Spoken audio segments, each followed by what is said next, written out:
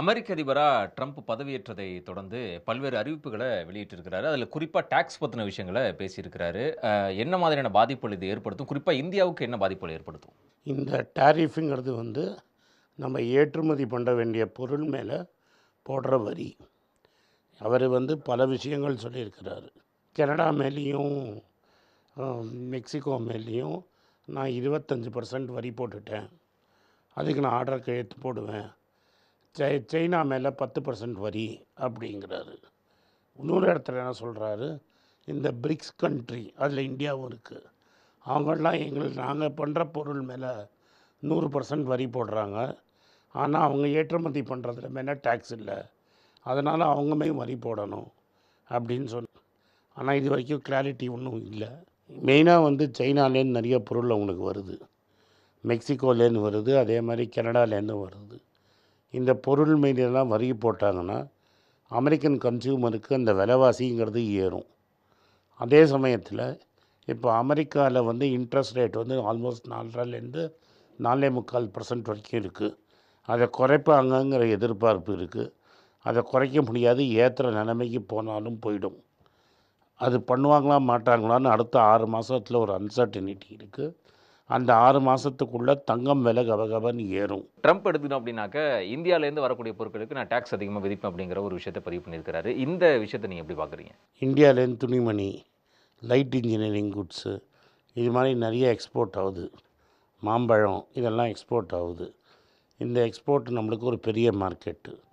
அமெரிக்காவில் நம்மளோட net trade, that is அவங்கள்ட்ட நம்ம இறக்குமதி செய்கிறது, நம்ம ஏற்றுமதி செய்கிறத பார்த்திங்கன்னா நம்ம பாசிட்டிவாக நம்ம ஜாஸ்தி எக்ஸ்போர்ட் பண்ணுறோம்.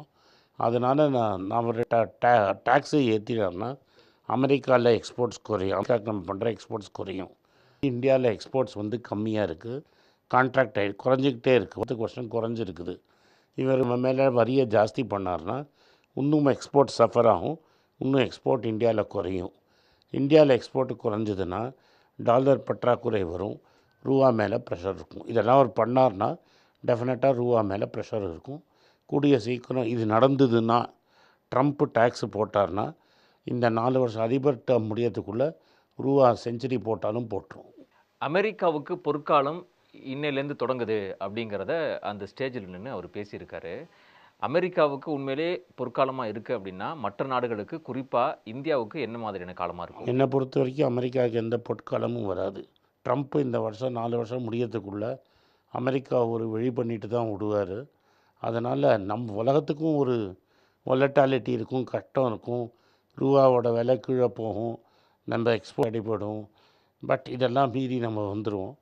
அமெரிக்காவில் ஃபண்டமெண்டலாக பல இன்ஸ்டியூஷன்ஸ் 200 வருஷமாக இருக்கிற இன்ஸ்டியூஷன்ஸை பலதை அவர் ட்ரான்ஸ்ஃபார்ம் பண்ண பார்ப்பார்.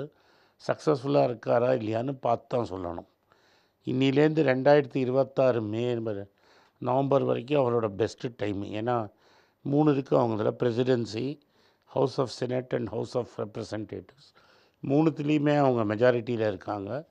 அடுத்த எலெக்ஷன் 26 நவம்பரில் வரும். அதில் 1-2 மெஜாரிட்டி போகிறதுக்கு வாய்ப்பு இருக்குது. அப்படி போனால் அவர் லேம் டக் பிரசிடெண்ட்டும்பாங்க, லேம் டக் ஆகிடுவார். ஆனால் இப்போ ஆல் பவர்ஃபுல் பிரசிடெண்ட்டாக இருக்கிறார் இன்றைக்கி.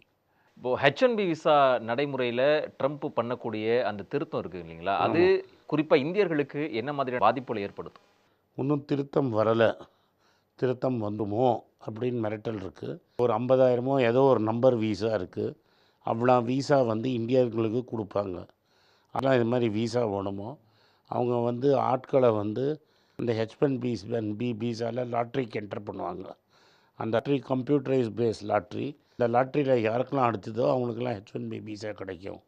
இப்போ H1B வீசா மூலமாக பல பேர் இந்தியாவிலேருந்து வெள்ளைக்காரங்களோட வேலையை தூக்கிட்டாங்க அப்படின்னு ஃபீல் பண்ணுறாங்க. காக்னிசென்ட்னு ஒரு கம்பெனி மேலே பெனல்ட்டியும் போட்டிருக்காங்க. அதனால் H1B வீசா வரதை நம்பரை குறைச்சி அது கிடைக்கிற கட்டமாக பார்ப்பாங்க.